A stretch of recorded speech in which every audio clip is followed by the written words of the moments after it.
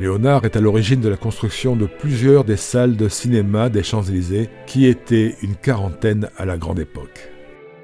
Le cinéma Georges V a été récemment fermé afin de transformer tout son immeuble en un hôtel. Ce cinéma s'appelait Les Portiques avant sa rénovation en 1951. Voisin de la galerie commerciale, il avait été créé en 1938 et exploité par Léon Siritsky, un autre résident. Le cinéma Marignan-Pathé est ouvert en 1933 dans un immeuble construit par la Société foncière des Champs-Élysées suite à son accord avec la Société Pathé-Nathan. Après l'inauguration de cette salle, un journaliste écrit qu'elle peut être considérée pour l'harmonie de ses proportions, le style solide et dépouillé de son architecture et sa décoration comme l'une des plus belles salles de Paris. Lait de velours, gardes en grande tenue, curieux fervents, le Marignan, 6 ans fermé au public parisien, rouvre ses portes.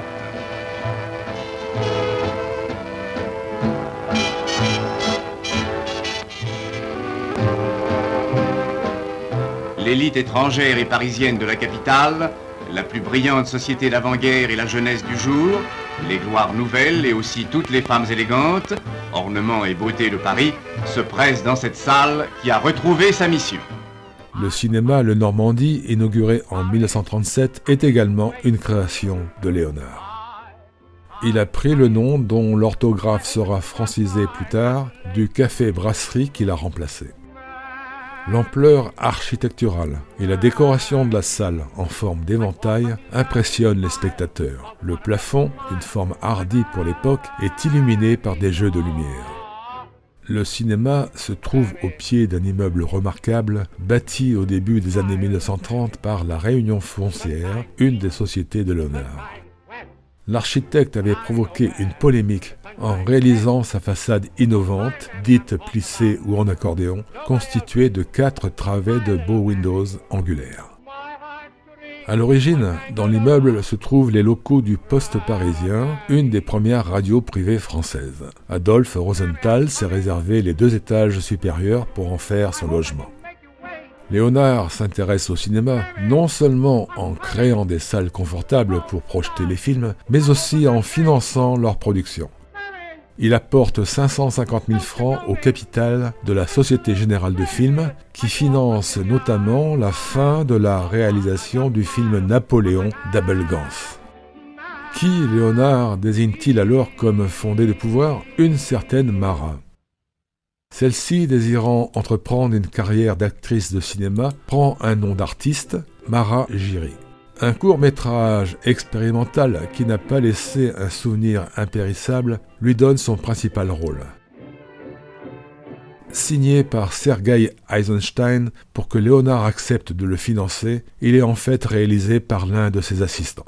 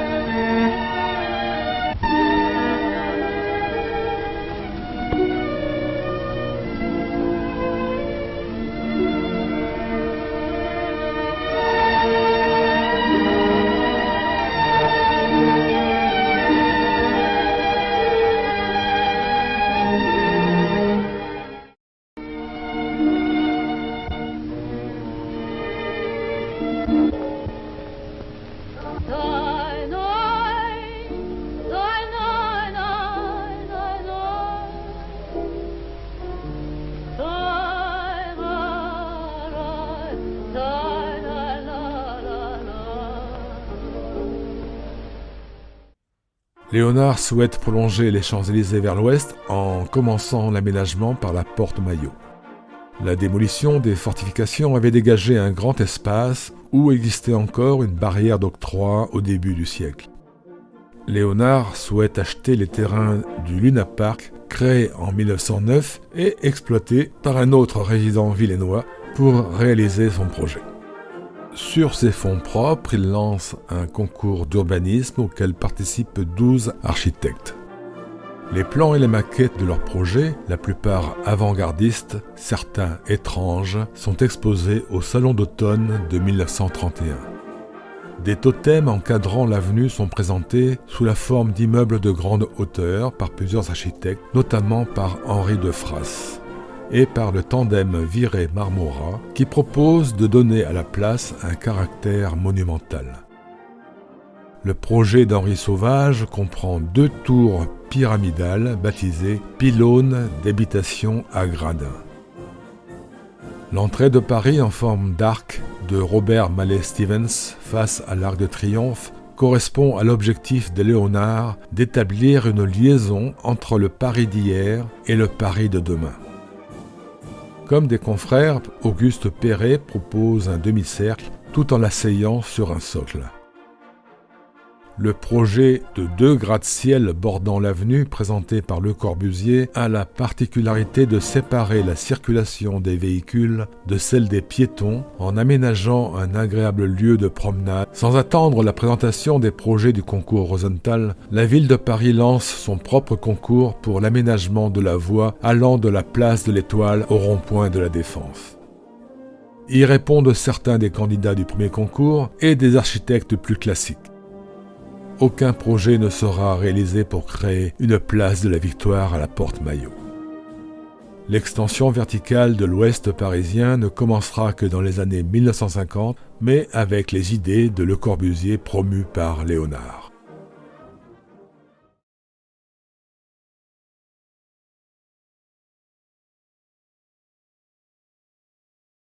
La crise économique américaine s'étend rapidement à l'ensemble de la planète et à toutes les activités.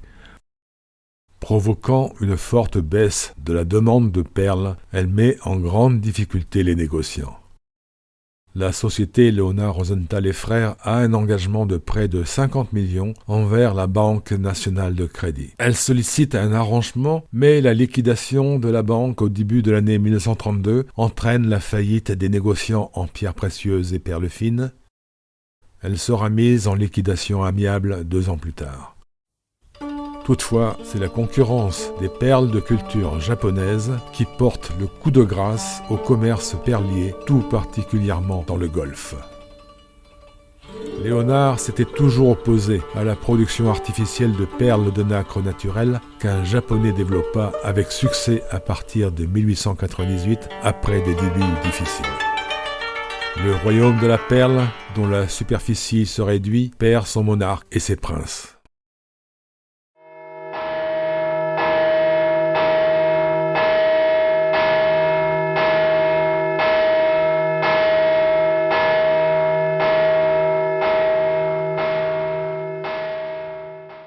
Après le début de la Deuxième Guerre mondiale, Léonard, Adolphe et Victor restent à Paris, pensant que leur croix de guerre de la première et leur légion d'honneur les mettent à l'abri de la haine assassine des nazis envers les Juifs. Le danger se précisant, en mai 1940, les amis et les fils de Léonard le pressent de quitter la France. Il rejoint Marat et Rachel, qui sont déjà partis dans la villa de Saint-Jean-de-Luz. De là, il espère se rendre avec elle au Portugal pour traverser l'Atlantique vers le Brésil. Les liens familiaux distendus se resserrent lorsque Léonard regroupe une partie de sa tribu autour de lui. Après la déclaration de la reddition par le maréchal Pétain, son fils Jean, mobilisé dans la 8e escadre aérienne, les rejoint. Son frère Victor passe également, mais il ne reste pas, s'embarquant vers l'Angleterre puis le Portugal et les États-Unis. Pendant une permission, son fils Pierre, incorporé dans une escadrille de reconnaissance à Toulouse, vient également alors qu'il souhaite participer au combat en Algérie. Le général Franco ayant fermé la frontière espagnole, les passages ne sont plus possibles. Après qu'il ait été démis de ses fonctions par Salazar, le consul du Portugal à Bordeaux continue à Bayonne son action humanitaire de délivrance de visas à tous ceux qui le demandent, particulièrement aux Juifs. Léonard en profite, aidant même l'ancien consul dans cette tâche. Disposant d'un visa, Léonard décide de partir avec Marat et Rachel, mais il doit laisser sa première famille. Arrivés à Irún, grâce à un passeur, ils sont bientôt repérés et doivent fuir. Ils traversent difficilement l'Espagne en train, parfois en voiture ou à pied. Ils parviennent à la jolie gare de Vilar Formoso, à la frontière portugaise. Ils y restent bloqués avec de très nombreux réfugiés munis de visas, mais devant attendre une autorisation d'entrée. Sur la suggestion du chef de gare, ils prennent un train pour la station thermale de Luso, dans la forêt de Buchaco. Ils y séjournent plusieurs semaines dans un hôtel avant d'obtenir l'autorisation de rejoindre Lisbonne. Une vieille voiture louée avec d'autres réfugiés leur permet d'y parvenir par de mauvaises routes. L'ambassade des États-Unis refuse de leur accorder un visa. Il en est de même de celle du Brésil. Léonard y retourne pour renouveler sa demande. Ses relations nouées à Paris lors des réceptions organisées avec Marat dans leur hôtel particulier se révèlent bénéfiques. Dans un couloir de l'ambassade, il rencontre son ami ambassadeur du Brésil à Paris qui leur obtient le visa espéré. Il leur faut attendre le départ du navire Serpa Punto, le seul qui relie encore le Portugal au Brésil. Il s'y embarque avec plus de 400 autres réfugiés pour une longue traversée. Léonard pense à son départ du Caucase 60 ans plus tôt pour une nouvelle vie à l'âge qui est celui de sa fille Rachel. Après de multiples escales au Maroc, aux États-Unis, à Cuba et au Brésil, et 2 passages festifs de la ligne de l'Équateur, le navire arrive enfin à Bahia. Rachel souffrant du climat tropical, ils y restent quelques jours. Ils s'embarquent ensuite sur un autre navire, le Bagé de la compagnie de navigation Lloyd. Celui-ci les transporte jusqu'à la baie de Rio de Janeiro. Un journal publie un article sur l'arrivée des réfugiés, illustré par une photo de Léonard, Marat et Rachel. Peu après, des nouvelles arrivent de France sur le sort réservé aux Juifs par le régime de Vichy. Léonard n'apprendra qu'après la guerre les conséquences de l'application de la nouvelle loi à son cas personnel et les fera annuler. Ses biens immobiliers sont saisis. La nationalité française, concrétisant la réussite de la mission que lui avait donnée son père, lui est retirée. Il est éjecté de la Légion d'honneur où il avait été admis en récompense de ses actions philanthropiques. Après avoir traversé en train l'état de Minas Gerais, il visite les mines de diamants qui ont donné son nom à l'ancienne ville coloniale Diamantina. Il propose de créer une école professionnelle où des réfugiés européens, lapidaires et tailleurs de pierre, enseigneraient à des artisans brésiliens la taille des diamants effectuée jusqu'à présent en Afrique du Sud ou à Anvers. Le bâtisseur des Champs-Élysées, qui n'a pas pu réaliser son projet de voie triomphale, rassemblant les capitaux nécessaires, étudie la construction d'un complexe touristique sur une lagune entourée d'une forêt tropicale. Cette réalisation sera menée à bien, mais sans lui, car il doit continuer son voyage, le pouvoir dictatorial du Brésil ayant décidé à son tour en ce mois d'avril 1941 de chasser les Juifs. Léonard, Marat et Rachel s'embarquent sur le paquebot Argentina. Une dizaine de jours plus tard, le navire parvient à New York, où Victor et Adolphe, qui y ont séjourné, ont déjà fait connaître la fratrie. La presse, informée par un cousin qui les attend, relate l'arrivée de la famille. Il réside d'abord dans un modeste hôtel de Manhattan, où Léonard apprend l'anglais dans des livres d'écoliers. Son objectif est toutefois de s'installer près de Central Park.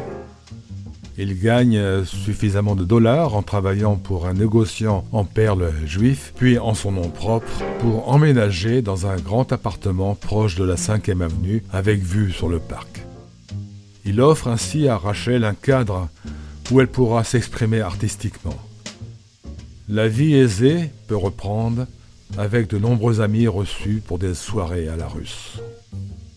Les affaires de Léonard se développant, il loue des bureaux dans le Rockefeller Center, l'un des principaux lieux de la vie économique de New York.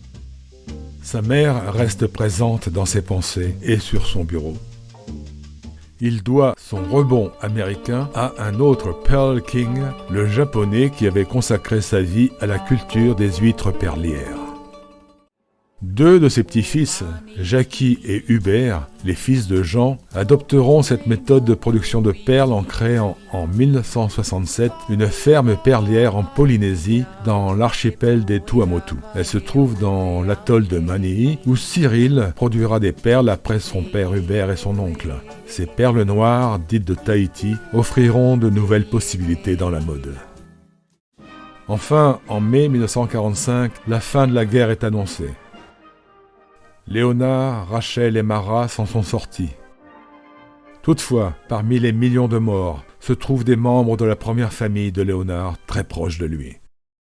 Son frère Adolphe, se croyant protégé par sa croix de guerre et sa légion d'honneur, était resté à Paris. Il a été retrouvé le 1er jour du mois de septembre 1941, le lendemain de son assassinat par de faux policiers, dans un souterrain du lieu que Léonard voulait transformer la Porte Maillot. Leur sœur Amélie, qui s'était repliée dans un grand hôtel de Cannes, y a été arrêtée, conduite à Drancy, puis déportée à Auschwitz. Elle y a été assassinée après 2 de ses cousines. Pierre, le fils cadet de Léonard, qui avait participé à ses activités immobilières et à ses projets urbanistiques, est mort au combat lors de sa 81e mission aérienne. Pour succéder à Léonard à Paris, il lui reste son fils Jean, qui a également traversé la guerre, mais avec les honneurs que lui ont valu ses actions dans la France libre et la résistance. Au printemps 1943, après avoir mis sa famille à l'abri à Megève, puis en Suisse, il était arrivé sous le nom Cantinier à Londres par un long périple dans la péninsule ibérique et le Maghreb. Après un épisode africain dans les chars du général Leclerc, il y était revenu avec une grave blessure et avait été chargé au sein du BCR1 du secteur de la Haute-Savoie. En mars 1944, il a pris la tête du maquis du plateau des Glières qui libérera bientôt la Haute-Savoie. À l'automne 1945, pour revoir sa famille, Léonard revient en France, embarqué pendant 22 jours sur un Liberty Ship qui transporte des matériaux de construction et des denrées alimentaires. Le bateau rentrera avec des soldats américains rapatriés. Cette fois-ci, Léonard ne met que quelques heures en avion pour retourner à New York où ses affaires l'attendent. Toutefois, fatigué, il laisse ses employés mener son entreprise qui périclite. Sa dernière œuvre, illustrée de dessins de Rachel, est un ouvrage qui rassemble les contenus de ses précédents livres, Mémoire d'un pêcheur de perles. Il en publie une traduction en anglais à New York en 1952. Rachel quitte New York pour Los Angeles, où elle pourra mieux valoriser ses talents d'artiste multiforme. Ayant côtoyé des artistes qui deviendront célèbres, elle pratique le théâtre, la peinture, la sculpture et l'écriture, puis elle s'exprime dans des performances théâtrales et musicales improvisées. Elle continue de danser, ayant créé sa propre compagnie qu'elle animera longtemps, et elle n'oubliera pas ses premiers pas de danseuse. En juin 1955, âgé de 80 ans, Léonard, malade et perdant ses forces, accepte enfin de la rejoindre dans la maison qu'elle lui a trouvée à Beverly Hills. Il est accompagné par Mara, qui n'est pas devenue une star hollywoodienne.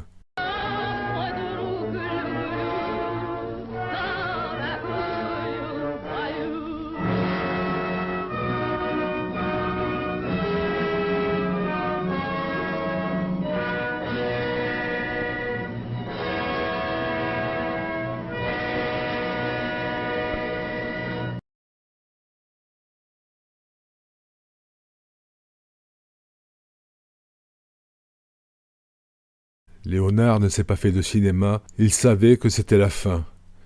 Il ne sera retourné ni dans le Caucase, ni à Paris, mais il est arrivé dans les Champs-Élysées, le lieu des mythologies grecques et latines où séjournaient les âmes vertueuses après la mort. Sa dernière demeure est dans le cimetière de Hollywood.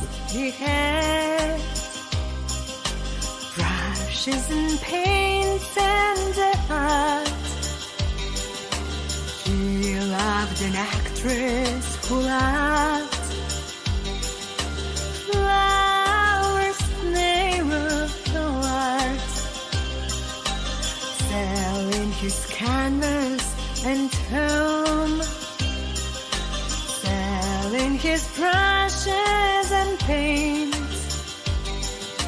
brought her an ocean of flowers, bought her what money could pay.